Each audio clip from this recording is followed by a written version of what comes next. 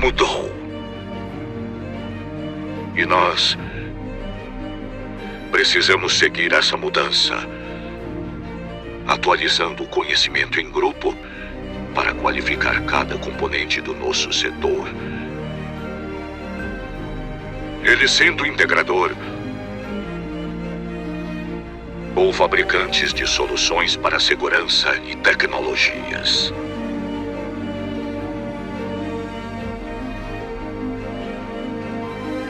Mas não queremos apenas reproduzir ideias.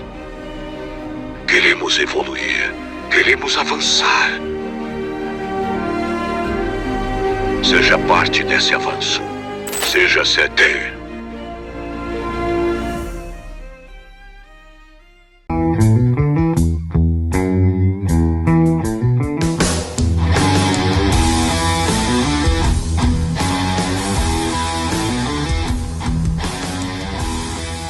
Olá, muito boa noite a todos vocês que nos acompanham aqui no Linha de Frente. Que alegria tê-los aqui essa noite. E dando sequência àquela série de vídeos que eu estou fazendo por conta da série também Negociador, hoje nós vamos comentar o episódio número 5. Esse episódio número 5 é um episódio muito emblemático. E eu quero agradecer a presença de vocês que estão aqui nos acompanhando essa noite. Quero agradecer também aqueles que vão entrar para assistir esse episódio e os outros episódios também, na hora que melhor lhe aprouver, ou seja, que for mais interessante. O mundo voltou ao normal, estou bastante feliz com toda essa coisa dinâmica que a gente está vivendo hoje. São muitas demandas, e isso é muito bom para o país continuar crescendo, e obviamente por conta dessa grande oferta de atividades e também as demandas das pessoas, alguns não conseguem estar conosco aqui nessa live. Eu mesmo, no dia de hoje, estou fazendo essa live aqui gravada, porque estou nesse momento em Curitiba, dando uma palestra num grande evento que já estava pré-agendado, mas eu não queria deixar de fazer aqui o evento. Daí, motivo pelo qual eu já agradeço as pessoas que estão mandando mensagens aqui no chat, mas não vou poder responder nada agora, tá bom, gente? Quem tiver alguma coisinha, coloca lá pelo Instagram, Comandante Muca, alguma curiosidade que surgir, ou então quem tem meu contato mais pessoal pode mandar no meu próprio WhatsApp, tá bom? Obrigado, quero sempre agradecer o pessoal aqui da plataforma do CT Hub, o pessoal que está no backstage, o Christian Visval, o Kleber Reis, toda a galera aí que sempre ajuda a manter essa plataforma em condições de fazer o meu programa e outros programas, outras atividades aqui, sempre no sentido de compartilhar informações, tratar de grandes assuntos. Sou muito grato a todos vocês por essa oportunidade. Vamos direto ao assunto, então. Essas lives têm sido relativamente curtas, porque a ideia é só fazer aqui uma observação da minha parte, obviamente, porque sou o autor do livro que inspirou a obra, né? O livro O Negociador inspira a obra. Mas, de novo, nunca é demais falar que ela não é uma série autobiográfica, ela é apenas inspirada em fatos reais e tem toda uma licença poética dos roteiristas para fazer os ajustes aí, né? É uma série que, basicamente, quem já está acompanhando as minhas lives aqui, quem já assistiu a série inteira ou quem está assistindo, vai ver que ela tem 3 eixos permanentes, né? O eixo é a mudança que o Capitão Menck está trazendo para o GAT, no sentido de investir na negociação, que é uma alternativa tática muito relevante e muito próxima daquilo que é o objetivo do gerenciamento de crise, que é preservar todas as vidas, inclusive a do criminoso. Mas sempre é importante deixar claro que quem escolhe como veio não é o negociador, né, a equipe tática, quem escolhe como veio é o criminoso, né? A gente sempre fala, se ele quiser vir vivo, preso e ser um fio de cabelo desarrumado, o GAT vai dar todas as condições para que isso aconteça. Não só o GAT de São Paulo, porque esse é um assunto hoje massificado em todas as tropas de elite do país. O GAT gerou muita doutrina nesse sentido. Sou muito orgulhoso do GAT de São Paulo e do Laboratório de São Paulo ter sido inspiração para outros GATs do resto do país. Os nomes mudam, chama GAT, outro chama BOP, mas não importa, o que vale é a essência desse tipo de tropa. que já se livrou, sabe, das amarras, né, do bandido bom, bandido morto. A gente não faz juízo de valor, a gente cumpre norma, a gente tem toda uma fundamentação técnica, doutrinária para poder nortear as nossas ações, né? Então, a primeira coisa é essa parte, a segunda coisa que está em todos os capítulos da série é a suspeita que o Capitão Menck, e aí é uma coisa totalmente de ficção, teria assassinado a esposa, ele é o principal suspeito do assassinato da esposa, então a série inteira tem um cara da corregedoria na bota lá, investigando esse assassinato. E um terceiro ponto importante, que nesse episódio 5 marca demais, é o problema que o Menck tem, agora viúvo, em tese, com o filho que ficou, né, sem voz, tem um grau de autismo aí, alguma coisa nesse sentido, por conta do trauma que viveu quando, em tese, a mãe teria morrido. E isso gerou um problema psicológico no garoto, ele não fala, né? E essa coisa se percorre praticamente toda a série, né?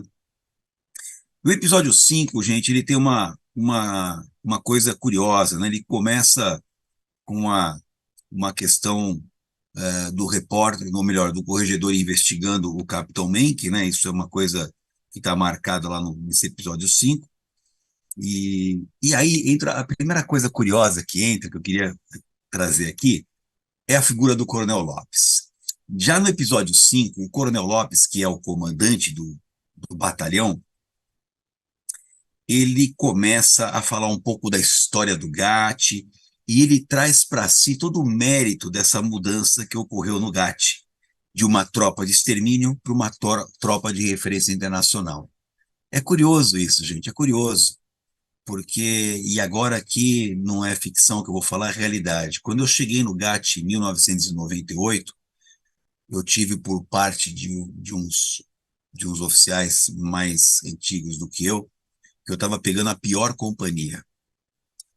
E isso não me abalou, ao contrário, eu já tinha a minha formação consolidada de saber que em qualquer agrupamento de pessoas, você tem pessoas que realmente fazem a coisa acontecer, você tem pessoas que são aqueles que ficam meio em cima do muro, vê para onde a onda vai, né? Os caras meio insossos assim, e você tem o que rema contra, né? E a grande função do líder é justamente identificar aqueles que estão afim de um projeto vencedor, de um projeto alvissareiro, de um projeto vitorioso, né? E trazer essa equipe para junto de si, pegar esse grupo dos que ficam em cima do muro e de repente, né, só está faltando um pouco de energia vital para essas pessoas fazerem parte do primeiro grupo, ou então pelo menos estar junto ali como um suporte, sem causar grandes marolas, que é o que é mais comum acontecer.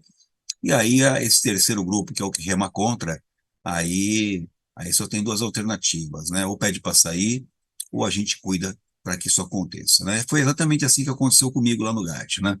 Quando eu me deparei com uma tropa que ainda estava presa ao paradigma antigo do bandido bom, bandido morto, eu constatei isso numa primeira ocorrência que eu fui participar como comandante do GAT, e eu conto essa história no meu livro, fiquei bastante decepcionado, porque a gente é uma tropa de apoio. Quando eu cheguei para apoiar os policiais de área, o criminoso percebeu a nossa presença, ficou mais nervoso.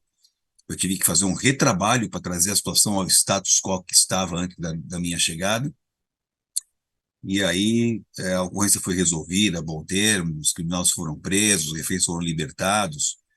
Mas quando eu cheguei na base, eu pus todo mundo na sala de aula e aí eu fiz o que eu tinha que fazer como comandante. Eu falei, ó, a partir de hoje, o nosso rumo é esse. Nós vamos trabalhar forte até o dia que o bandido chamar o gato. Em outras palavras, eu quero ter credibilidade. A palavra do negociador não vai fazer curva. O que for combinado for cumprido. E aí foi a hora que eu comecei a trazer os valores da estética militar, que eu já comentei aqui, inclusive em outras lives, né?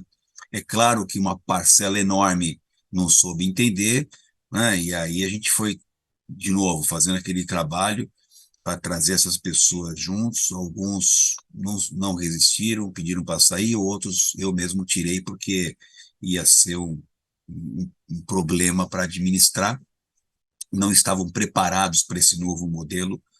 e isso foi bastante complicado, né? E por que eu estou contando um pouco dessa história daquilo que foi o início? Porque depois de um certo tempo, o GATT começou a ganhar sucesso, o modelo que nós implementamos deu muito certo. Como é comum acontecer, aparece um monte de gente que quer ser o pai da criança. Filho bonito, todo mundo quer ser pai, né? E eu tive problemas com relação a isso daí. Um monte de gente que eu reputo como engenheiro de obra pronta, sabe? Que é só surfar na onda, né? É, e, obviamente, a polícia inteira sabe quem são esses caras, a polícia inteira sabe essa história, não preciso ficar aqui expondo ninguém, mas isso foi uma coisa muito curiosa e é muito comum de acontecer, né? O Coronel Lopes, ele começou a se arvorar em cima de algo que não foi ele que criou, não foi ele que começou, e sim o Capitão Menck na série. Então, isso é uma coisa muito importante, né? E aí, o que acaba acontecendo? Essa é a parte inicial desse episódio 5, né? O Lopes conversando com a repórter, etc, tal, e se bacaneando um pouco com isso. E aí depois muda para aquela outra fase do próprio episódio, quando o Mank está ali sendo ouvido pelo corregedor, nessa condição do assassinato, né, da suspeita de assassinato da própria esposa, e chega uma hora o corregedor faz algumas perguntas muito inconvenientes, ele se desentende do corregedor e vai embora, né? E quando ele entra no carro, que ele senta no banco, ele escuta um clique. Esse clique já chama atenção, porque o Mank é um sujeito preparado, ele percebe que pode ter um artefato explosivo ali dentro do carro armado para ele, né? Esse artefato explosivo, ele identificou na hora o dispositivo de pressão que ativa, com alívio de pressão explode. Antes de ser negociador do GATT, eu sou desativador de explosivos, né? Minha carreira começou como desativador de explosivos, depois eu migrei para ser negociador. Eu sou o primeiro TEDx do Brasil, técnico especialista em desativação de artefatos explosivos regulamentares e não regulamentares.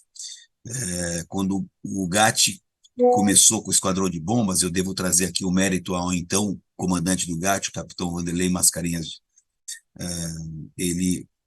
O capitão Mascarenhas, ele teve uma ideia, e é muito mérito dele essa ideia de criar o esquadrão de bombas. E por quê? Porque quando tinha uma ameaça de bomba aqui, no final da década de 80, início da década de 90, ninguém sabia para quem chamar, né? Havia uma bateção de cabeça, um mandava o corpo de bombeiros, outro tinha os caras da Polícia Civil, outros tinham os caras do Serviço de Armamento e Munição, era uma coisa assim meio... E o Mascarenhas, percebendo esse vácuo, falou, vamos trazer para nós esse negócio, e aí trouxe para o Esquadrão de Bombas para o GATT, e isso foi muito importante. Em 1989, veio a primeira chance de fazer um curso fora do país, aí foi o Mascarenhas, foi o Mendonça, foi o Luciano, foram alguns policiais para a Argentina, ficaram lá, acho que uns 10 dias na Argentina, fazendo um curso introdutório desse assunto, né? Ajudou bastante a dar um pouco mais de fundamentação, e em 1980, 90, desculpa, um ano depois, eu fui pela primeira vez para a Argentina fazer o curso de busca e localização durante 2 meses, e no ano seguinte, em 91, eu fiquei 4 meses na Argentina fazendo um curso de desativação de explosivos. O total da minha vida foram 6 meses trabalhando com esse tema. E por que a Argentina? Alguém pode falar, nossa, mas a Argentina teve um problema de terrorismo muito mais grave do que o Brasil na década de 60. A Argentina tinha 2 grupos terroristas chamados ERP, Exército Revolucionário do Povo, e Montoneiros, que eram responsáveis por muitos atentados à bomba. E aí, por conta disso daí, a Argentina teve que desenvolver um know-how, uma estrutura para lidar com isso, e usou o know-how da Guarda Civil Espanhola, porque na Espanha tinha o grupo ETA, que todos vocês devem ter ouvido falar, que lutava ali pela separação do País Basco. O ETA também fazia muitos atentados à bomba. O esquadrão de bombas da Guarda Civil Espanhola era muito desenvolvido à época, e a Argentina fez um convênio com eles, e esse convênio ficou um convênio assim duradouro. A Argentina se especializou com base na história e na experiência espanhola, e fez com que o pessoal de explosivos da Argentina fosse uma referência na América do Sul, e foi por isso que eu tive lá fazendo esse curso, né? E, obviamente, como desativador de explosivos, eu vou dizer para vocês aqui que um explosivo tem 4 formas de iniciar, né? É quando alguém faz alguma coisa, são os dispositivos de, como é o caso do filme, né? De pressão, alívio de pressão, tração, inclinação. Alguém tem que fazer alguma coisa, senão o artefato não funciona. Tem uma outra forma de um explosivo funcionar, é quando ninguém faz nada. São os artefatos de tempos, temporizadores digitais, temporizadores mecânicos, temporizadores biológicos, tem uma série de formas, né? A terceira coisa é quando ocorrem alterações climáticas ou alterações do ambiente. Então, você pode fazer um artefato que inicia por conta de uma alteração de pressão, por uma questão de térmica, né? Um artefato com termostato, enfim, um artefato com uma fotocélula. Então, quando ocorrem manifestações, vamos dizer, de ambiente. E a quarta forma de um artefato funcionar é quando o agente que produziu o artefato, ou o terrorista, ele deseja, que são os artefatos por radiocontrole, controle remoto, em situações dessas mais tecnológicas, né?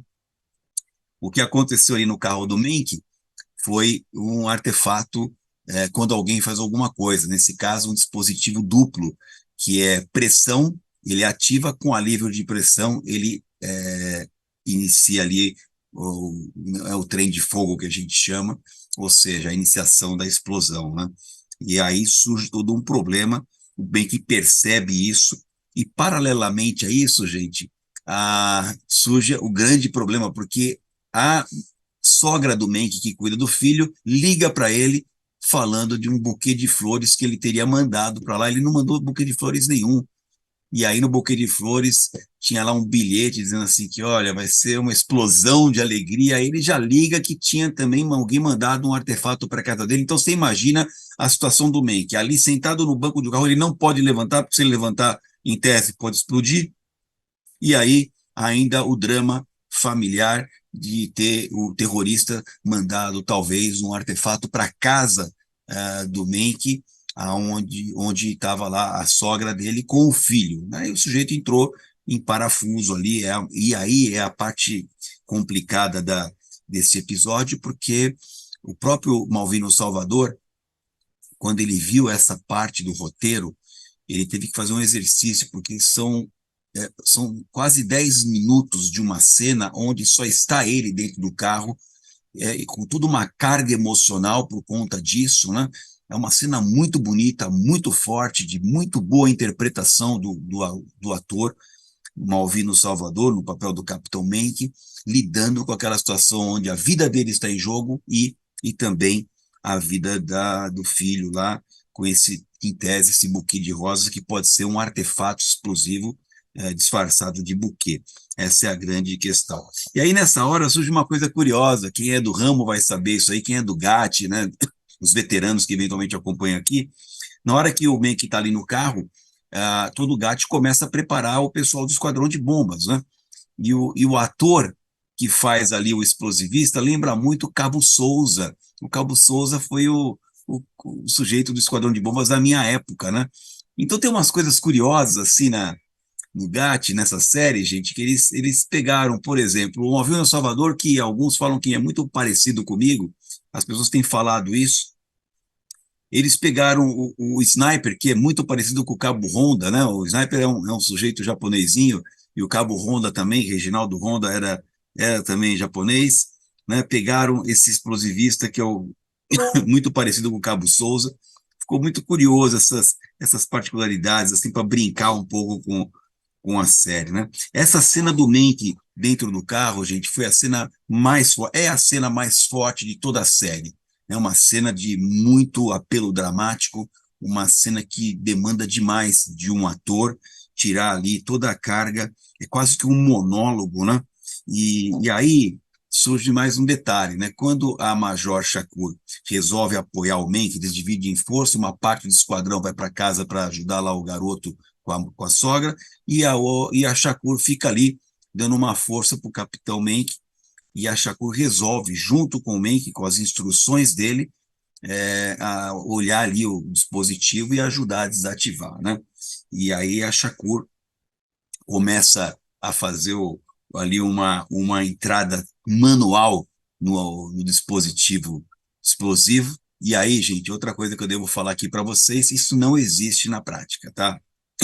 Isso é Hollywood, eu me lembro muito bem, quando eu estava no GAT, ainda como tenente, a gente ia dar palestras de explosivos, e eu sempre falava, ó, gente, o que vocês ficam vendo aí nos filmes Máquina Mortífera, corta-fio azul, corta-fio amarelo, isso tudo é balela, isso na prática não existe, a gente não faz entradas manuais, sabe, gente? Hoje, os artefatos podem ser tão sofisticados que a gente, quando depara com um artefato, e se a gente não tem dúvida de que ele realmente pode ser um artefato real, às vezes a gente bate o olho, tira o raio-x, um monte de equipamentos que a gente fala, não, isso aí é um simulacro, a gente já consegue. Mas quando há um mínimo de dúvida que possa ser um artefato real, o que a gente faz é fazer uma explosão controlada. É o que a gente faz, coloca uma contracarga, arruma o local para fazer uma explosão controlada. Ou então, uma outra hipótese, a gente faz um chamado desmantelamento com um tiro de canhão disruptor. O canhão disruptor é um canhão,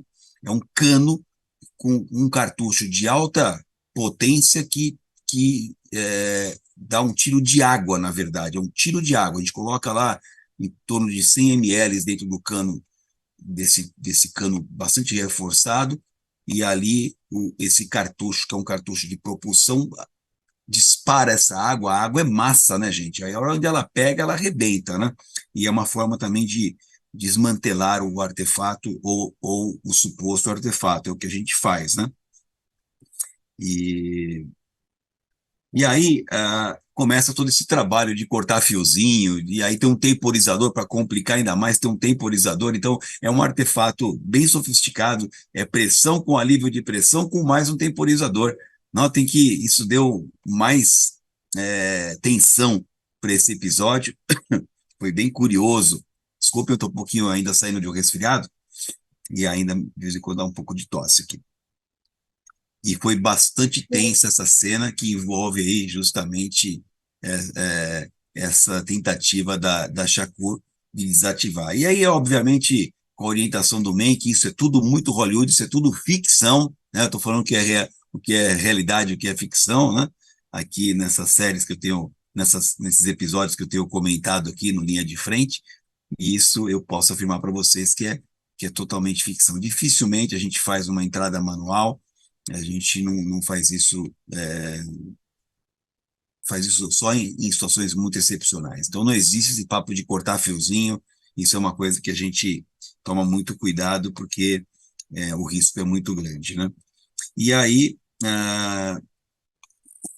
termina o episódio 5 e essa aí vai ser bem, essa conversa hoje vai ser bem rapidinha, que eles descobrem o Major Shakur, junto com a sua equipe, com a Tina, começa a verificar da onde partiu a ligação da floricultura que comprou, é um celular pré-pago que não tem registro de ninguém, etc. tal, e aí ela resolve ligar para esse celular e aí começa a chamar, ela escuta um barulho e vê que um barulho de telefone chamando está vindo de um alojamento, e aí ela vai, entra no alojamento, está vindo o som de dentro do armário. Quando ela abre o armário, ela tem uma arma apontada na cabeça, e aí ela é rendida por alguém. E aí, gente, ela é rendida por alguém, e esse alguém é surpreendente. Esse alguém é o sexto episódio da série O Negociador. A gente vai comentar na semana que vem, tá bom? Então fica aí, do episódio de hoje, eu queria destacar primeiro aspecto, né? Essa tentativa do Lopes de querer abraçar a causa, né? De ser o dono da brincadeira. Isso é do mundo, isso é da realidade, isso acontece mesmo. Eu, particularmente, não acho nada bacana o sujeito fazer isso, mas é do mundo, acontece. Quando estava dando tudo muito certo, ele quer arvorar, ele quer atrair os louros todos para si, né? Quando, na verdade, não foi ele o protagonista dessa história. E é muito mais render as homenagens para quem fez do que assumir como se houvera feito, né? A segunda coisa é essa questão dos explosivos, né? Deu uma palhinha aqui para vocês de alguma coisa que diz respeito a explosivos, as formas de funcionamento de um artefato explosivo, que faz o que não faz. E por último, aqui no episódio de hoje, fica aí a suspeita, porque o episódio 6 é mais surpreendente ainda. Enquanto que o 5 teve essa carga emocional tremendamente forte, bastante significativa, o monólogo do Mank com muita carga emocional, estando ali, com a sua vida ameaçada e também uma questão com o seu próprio filho ali, é bem forte. A cena é uma cena muito bonita, sob o ponto de vista dramático, né? E também tem essas questões técnicas aí que a gente falou que não existem na prática e faz parte da ficção, né? Cortar fiozinho, essa coisa toda, como eu disse, não existe, né? E na semana que vem nós vamos comentar sobre o sexto episódio, o episódio que é surpreendente e é um pouco aquilo que marca também essa guinada que o Gatti teve, né? Porque algumas pessoas são muito presas aos paradigmas do passado, sabe? E no caso dessa série, qual era o paradigma do passado que o Mank revolucionou? Não tem esse papo de bandido bom, bandido morto, de ocorrência para pegar o criminoso, se quiser passar o refém e ficar feliz também. Há um abismo de diferença nesse sentido, né? Então tinha gente que tinha muita dificuldade de lidar com essa questão. E o Mank né, usou até aquela frase que ficou, duas coisas que ficaram muito marcantes nessa série, na série inteira, tá? Já vou adiantar, inclusive. Hoje ninguém morre, não é uma frase minha, uma frase que os próprios roteiristas aí criaram essa frase, mas é uma frase que tem muito a ver com aquilo que a gente pretende, né? Se for possível, que ninguém morra. Se for possível, né? Se tiver que alguém chorar, primeiro vai ser a mãe do criminoso, sem sombra de dúvida, né? Mas a gente tenta, sempre que possível, resolver sem usar a força letal. Nem sempre é possível, eu sempre gosto de frisar isso, né? Às vezes a gente não tem outra alternativa, mesmo na minha gestão, e eu sou reconhecido como negociador, mas nem todas as minhas ocorrências foram resolvidas com negociação. Teve situações que nós tivemos que usar alternativas muito mais drásticas mesmo, né? Nos meus livros estão registrados esses episódios aí, porque faz parte do show. Tem hora que você é obrigado, né? Existe uma hierarquia das vidas. A primeira vida a ser preservada é a do policial, que não causou aquilo. A segunda vida é do refém inocente, que está ali contra a vontade. E a terceira vida é do criminoso, né? E a gente não pode titubear nessa ordem, né? Mas fica aí essa mensagem. E a segunda coisa que marcou muito a série, que fala toda hora, é procedimento, né? Procedimento. Porque procedimento para nós é cumprir normas, gente. E é tão forte para nós o cumprimento de normas que nós nem chamamos de cumprimento de normas. Para nós chama fidelidade aos princípios doutrinários, ou seja, a gente é fiel à doutrina. O integrante de uma tropa de elite, assim como uma empresa de alta performance, é fiel às normas, gente. A gente não fica brigando com normas, a gente sabe que elas podem ser melhoradas, evoluídas, isso é uma constância, melhoria permanente, mas enquanto em vigor, a gente cumpre as normas, sabe? Não é cada um faz o que acha que tem que fazer, ou cumpre o que quer, o que acha que não tem que cumprir, não cumpre. Não é assim que funciona em tropa de elite. Quem tem essa dificuldade não fica numa tropa de elite, bem como numa empresa de alta performance. Então fica aí a dica para vocês, e aí na próxima semana a gente vai trazer aqui o sexto episódio. Super abraço a todos vocês, desculpe a nossa ausência ao vivo hoje, está aí a live gravada. Quem tiver pergunta, manda aí no WhatsApp ou coloca lá no Instagram e a gente vai tentar eventualmente responder se tiver alguma dúvida. Mesmo assim, muito obrigado pela presença de vocês. A presença de vocês muito me honra e até a próxima quarta-feira em mais um Linha de Frente. Até lá.